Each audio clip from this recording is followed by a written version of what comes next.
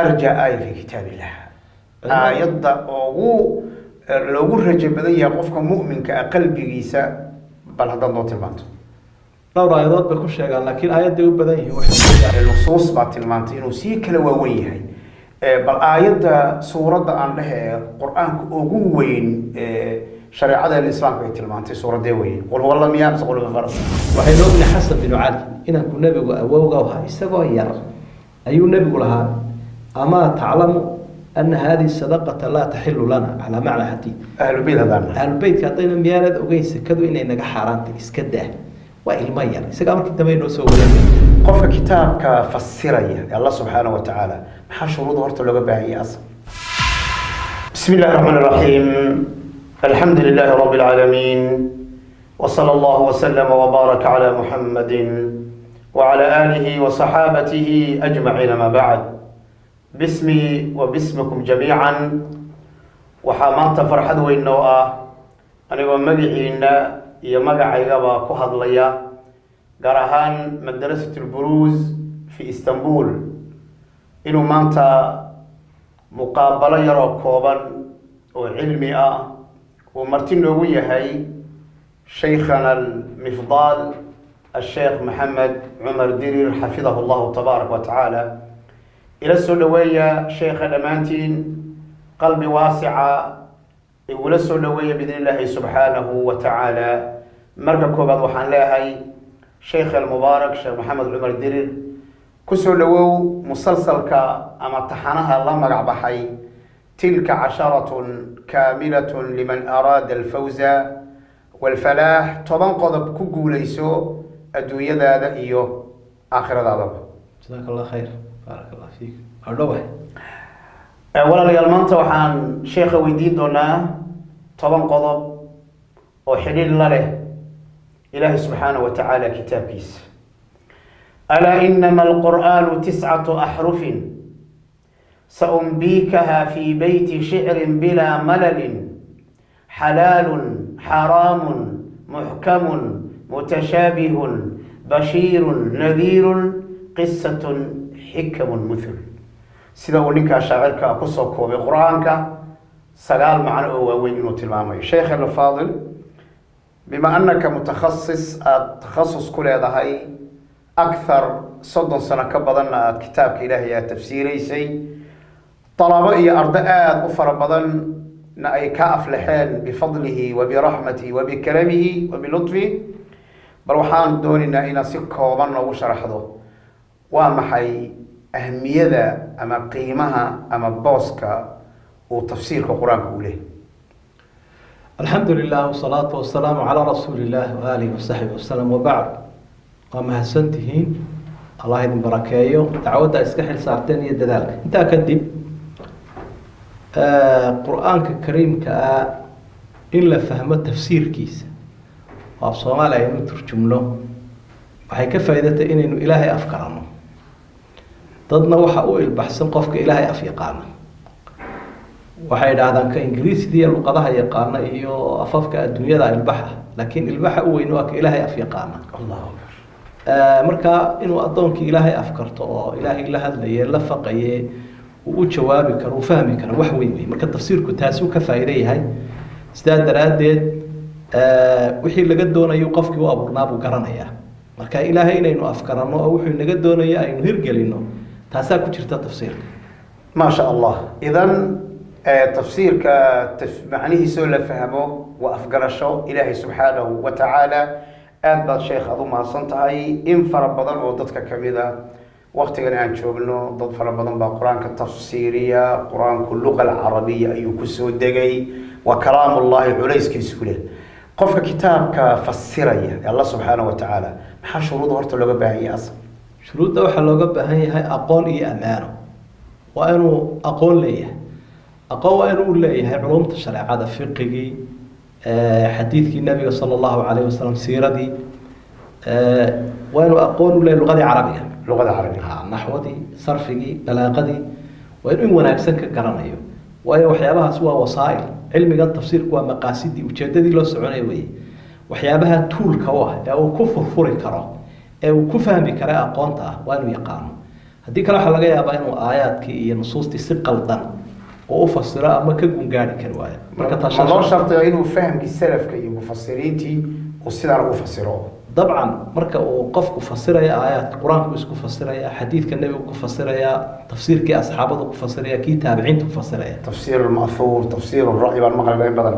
aad baa sheekhu u mahadsantahay jazaaka allahu khayran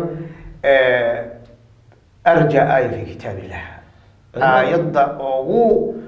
loogu rajo badan yahay qofka mu'minka ah qalbigiisa bal haddaad noo tilmaanto dhowr aayadood bay ku sheegaan laakiin aayadday u badan yihiin waxa weeye aayaddaa ilaahay uli qul yaa cibaadiya aladiina asrafuu calaa anfusihim laa taqnaduu min raxmat illaah ina allaha yakfiru dunuuba jamiica oo macnaheedu yahay nebi maxamed oo fariintan addoomaha iga gaadhsiiya waxaad ku tidhaahdaa addoommahaygiyo uu ilaahay leeyay naftooda ku xadgudbee dambaabadow ha ka quusanina naxariista ilaahay ilaahay dembiga oo dhan wuu ka dhaafaa addoomaha dabcan weliba ciddii u toobad keenta marka laabudda an naclama ana lanaa rabban yakfiru dunuuba jamiica waa inaynu garanaa inaynu leenahay ilaah dembiga oo dhan dhaafa waajib waxaynaga markaynu gafna inaynu toobad keeno marka ha quusanina ha quusanina yani mahma aada macsi gasho ha quusanin xataa gaalnimadii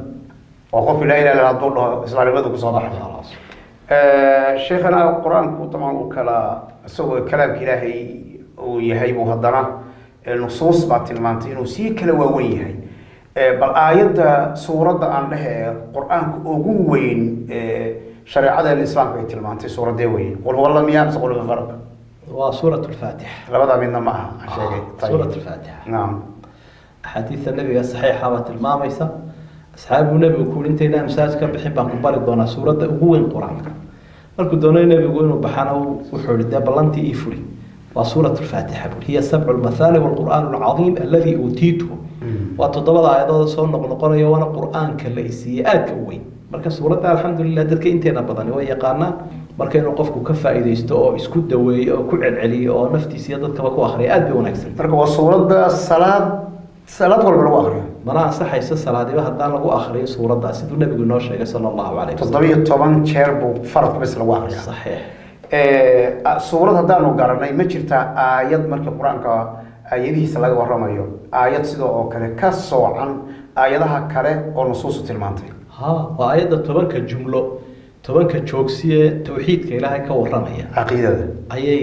u taagan tahay waa aayatul kursiy allahu akbar wasica kursiyuhu samaawaati aayadda uu ku jiro loogu magac daray ereyga waa aayaddaas siduu nebigu caddeeyey sala allahu calayhi wasalam marka waa aayad fadligeedu badan yahay wardigii nebigana way ku jirtay calayhi salaatu wasalaam marka uu gabalku dhaco iyo markuu waagu baryo iyo habeenkii markuu seexanayo iyo salaadaha dabadooda aayatul kursiy wey meesha lagu akriyo shaydaanku waa ka fakanaya ma sax baa inuu abu hurayra uu shaydaan baray waxa shaydaankaa yidhi haddii aad aayadda gurigaaga ku akrido kuu iman mayno nebiguna wuxuu yihi sadaqaka wahuwa kaduub waa beenaale laakiin aayaddaa inay sidaa tahay runbu kuu sheegay allahu akbar marka waa aayad weyn allahu laa ilaha illa alxay alqayuum ma jirta culamada qaar inay dhahaan asmaa labada magacee ilaahay haddii lagu baryo uu ducada uu ku ajiibay in halka laga bismillahi alacdam baabay ku sheegaan culimada qaarkood ilaahay weynaa marka lagu baryo uu aqbalayay marka waa aayad weyn qur-aanka aayad weyn wey aayad dadku inay bartaan ay muhiimta naam sheekhana intaad qur-aanka maadaama aad mufasirna ahayd qofku markuu mufasir yahay qur-aanka bilaabayo haddana dhammaynayo haddana ku cibaadaysanayo qur-aankii waxaa dhici karta aayado si gooniya u istaajiya macanaheeda istaajiya aakhara uu ku xusuusto qalbigiisa uu gilgilasho uu dareemo bal nala wadaag haddii aada xusuusato aayadaha qur-aanka aayaadka ama hal ama laba as leedahay aayaadkaas raad gooniya bay u leeyihiin suuratul waaqica aakhirkeeda haddii aada aragto waxaad arkaysaa iyadoo ilaahay uuna barayo qofkii bani aadamka ahaayo ilaahay u abuuray oo ruuxdiisii u abuuray kadibna uu u sameeyey muqawamaatulxayaa waxyaabihii uu ku noolaan lahaa haddii ay tahay baadkii haddii ay tahay biyihii baadku waa cuntada waa cunadii haddii ay tahay dabkii uu shidanayay intaasoo dhan markii uu sheegay afara'aytum almaa aladii tashrabuun ayaa afara'aytum baa dhowr jeer soo noqonaysa biyihii tarankiu idinka abuuray markaasuu raashinkii idiin sameeyey markaasuu biyihii idiin sameeyey markaasuu dabkii aad ku karsan lahaydeen idiin sameeyey نعم haddana markaasuu ilaahay ku xigsiiyey qur-aankii uu soo dejiyey oo iimaankii oo isaguna intaa hore jasadkaa ku noolaanayay qur-aankii oo isaguna ruuxda noolaynaya markaasa haddana geeridii uu ku xigsiiyey marka isagaa idin abuuray wixii aad ku noolaan lahaydeenna idin sameeyey hadday tan jirkii hadday ruuxda tahayba isagaana idin dilayo aakhire idin geynayo idinku xisaabin doona marka aayaadkaas waa aayado manhaj dhamaystiran bay manhaj dhamaystiran iyo noloshiyo ilaahay gacantiisa ku haya nolosheena oo dhan adduunya iyo aakhiraba iyo adduunyadu intaaba ah qul inna salaatii wa nusuki wa maxyaaya wa mamaati geerideen iyo nolosheenana ilaahayba haya dabeedna waa inaynu isaga ku ururnaa u cibaadaysanaa marka qofku hadduu dhasho wuxuu u baahan yahay wuxuu cuni lahaa iyo wuxuu cabi lahaa oo jirka ah iyo wuxuu qalbiga quudin lahaa labada hadduu helo wuxuu waa geeri aayadkiisii laga fahmay ما شاء الله تبارك الله شيخنا ولقامنا نلقي كر الله كبركة القرآن قصص أما قصص آد أفر بدن أيها قصة أرور إن القرآن كو اتصل قصص أو شيء فوائده بشرتين لقى في سبع هذا إلهي لقد كان في قصصهم عبرة لأولي الألباب عبرة أنبياء هرق سوين كذا عبرة قصة عبرة وحوية وح عشرة ونرش قفك وحكى يا أمضى وحكى بدلية culamadu waxay yidhahdaan usuul tafsiirka warramaya culuum qur-aan saddex daloolow qur-aanka meel baa qisaskaa la xidhiidha daloolku waa qeyb saddex qeybood oo qeyb ayaa qisas ka warramaysa baahida aynu u qabno ayaad ka dareemaysa si kale haddaynu u dhigno nolosheenaynu ku saxayna oo noloshii waktigii hore tagtay ee maadigu waa mir-aatun lilmustaqbal mustaqbalka soo socda muraayada laga fiiriya waa maadigii iyo waktiga hore tegay marka haddaynu qisooyinkaa ka faa'iidaysano cibrooyinka iyo casharada badan ee ku sugan noloshii lagu fashilmayna aynu iska dayno noloshii lagu guulaystayna aynu raacno mustaqbalkeenu biidn illaahi tacaala u saxnaanaya marka qisaska qur-aanku maaha sida noofalada iyo sheekooyinka kuwo loo akhriyayo la macaansanayo maaha fiiha duruusu walcibaru walcidaat casharo iyo cibrooyin ayaa laga faa'iidaystanaya nolosha lagu saxo faactabiru yaa uli lalbaab yaa uli labsaar qur-aanka ilaahay wuxuuna amray inaanu hoos u galno oo aan dhuuxno oo aanu ku tadabburo su-aashu waxay tahay sheekh almubaarak intan kastoo tafsiirkii madaxreysi calaaqada iyo xiriirka ka dhexeeya waa maxay tadabburka qur-aanka iyo inaan macnihiisa aanu qaadano waxa weeyaan yani goorma qur-aan ku tadabburi karaa qofku markuu macnihiisa yaqaano oo shayga marka barasho horteed maad ka salgaadhin qofka shayga markaa kolkuu qofku tafsiirka iyo macnihiisa yaqaano ayuu dhugashadii iyo dhuuxii iyo dhadhamintiiba yeelanaya shay aanad macnihiisa garanayn ma dhadhamin karta qofku isagoon qur-aanka macnihiisa garanaynin haddii uu akriyo ajrigii wuu helaya laakiin waxaa kasii wanaagsan oo kasii macaan badan qofka macnihiisii garanaya ee ilaahay la sheekaysanaya markuu ilaahay u bushaareynayo markuu u digayo markuu irshaadinayo hanuuninayo markaa qofka macnihiisa garanayaa dhugashada la yimaadee oo dhuuxi kara kitaabun anzalnaahu ilayka mubaarak liyadabbaruu aayaati waliyatadakara ulul albaab waa kitaab aan soo dejiyey baa ilaahay si aayadiisa loo dhigto markaa nasiib wanaagda isagoo af soomaali ku turjuman baynu haysanaa culimadu inoo fasireen markaa dalabo iyo caame iyo guud ahaan waa in la wada dhagaysto si ilaahay loo fahmi karo aad baa sheekhu maasanta calaa dikri isagoo af soomaali ku turjuman baanu haynaa culimmadii hore markii laga tago waxaan hadda ogahay adiga oo sheekh maxamed cumar dirilaa tafsiirkaagii inaad ugu yaraan 4 juz haddaan khaldanayn uu hadda diyaar yahay ilaa 10 juzba ma sha Allah sheekh Umar waan arkaa sagana intaas oo juzba sagana laga tafsiiriyay sheekh Nuur Ali Jumcaale sheekh Nuur Ali sagana waan arkay marka halka waxaan ka faa'iideysanayaa ikhwa way noo soo dhaweeyeen culimadu waxay noogu soo dhaweeyeen tafsiirka inay af Soomaali noogu aqriyaan kaas haddana la qoray marka laga faa'iideysto biidillah subhanahu wa ta'ala quraanku asbaab nuzul buu leeyahay asbaab nuzul kan quraanka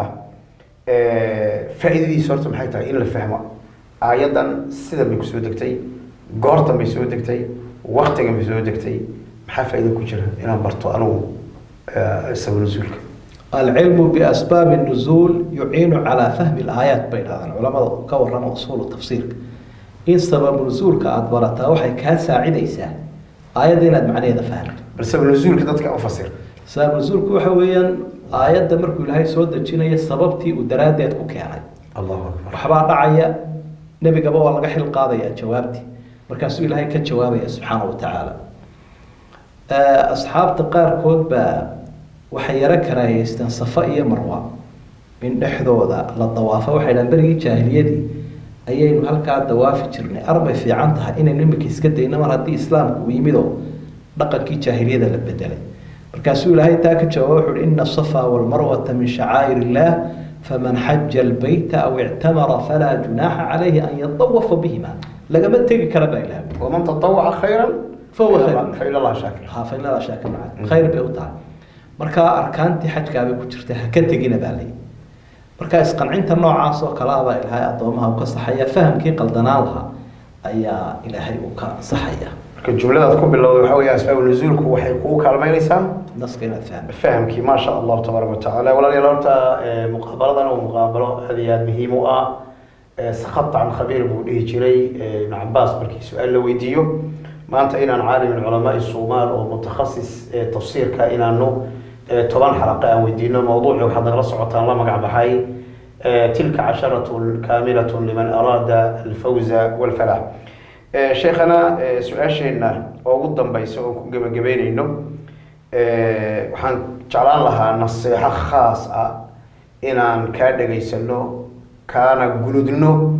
naseexadaas oo ku socota macalimiinta, gaar ahaan macalimiinta qur-aanka iyo waalidiinta, inay caruurtooda baraan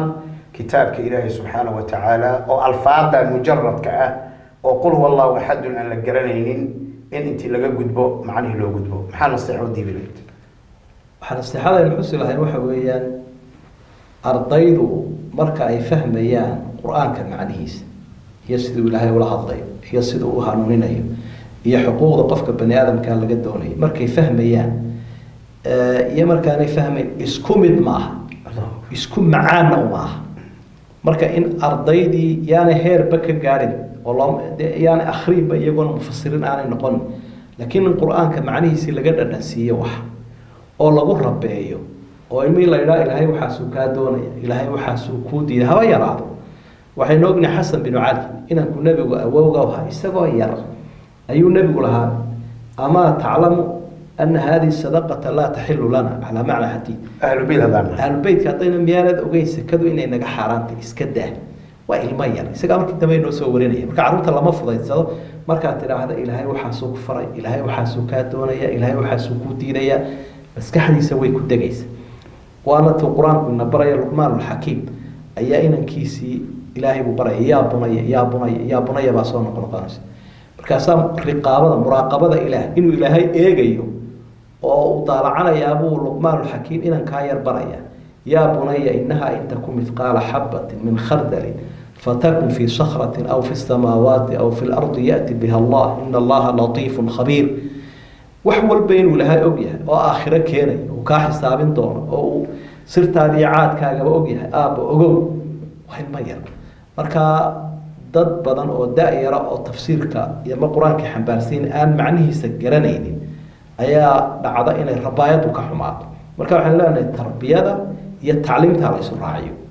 maca tafsiirka iyo tacliimta la isu raaciyo, iyada oo loona sheegayo qofku inuu dadka u fasiri karo kolku heer gaadha, laakiin imika inuu sii fahmawnayd. saxaabadana saasuu nebigu ku rabeynaya. waxay leedahay asxaabtu markaan 10 aayadood qaadano tacliimtooda iyo tafsiirkooda iyo camalka iyo tadbiiqooda waa tacliimtii iyo tafsiirkii iyo tadbiiqii. waa inaanu aayaadkii barannaa, macnahoodiina garannaa, camal gelinaa. marka ilmo xaafidahoo aan qur-aankiiba ku camal falaynin oo rabaayadu ka xuntay sax ma aha. kaana khuluquhu lqur'aan bay leedahay caaisha. akhlaaqdii nebigu waxay ahayd qur-aanka. qur-aanu yamshi cala alard ayuu ahaa. marka waa in ilmihii la yidhaahdaa qur-aankaad xambaarsan tahay qiyamkiisu ha kaa muuqdo si aad u noqoto qof hil weyn. ilaan wax weyn ammaano weyn buu ilmuhu sidaa.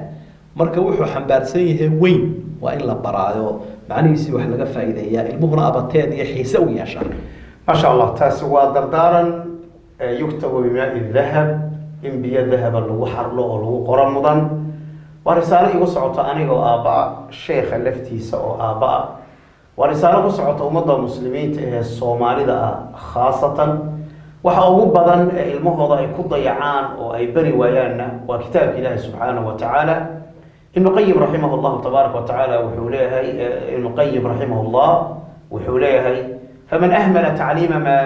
تعليم ولده ما ينفعه وتركه سدى فقد أساء إليه غاية الإساءة. وهو إلى الله برنا وكتاب الله سبحانه وتعالى والدينته ينكبش قرين كنا قصب المعلمين تلمه القرآن كل إيبار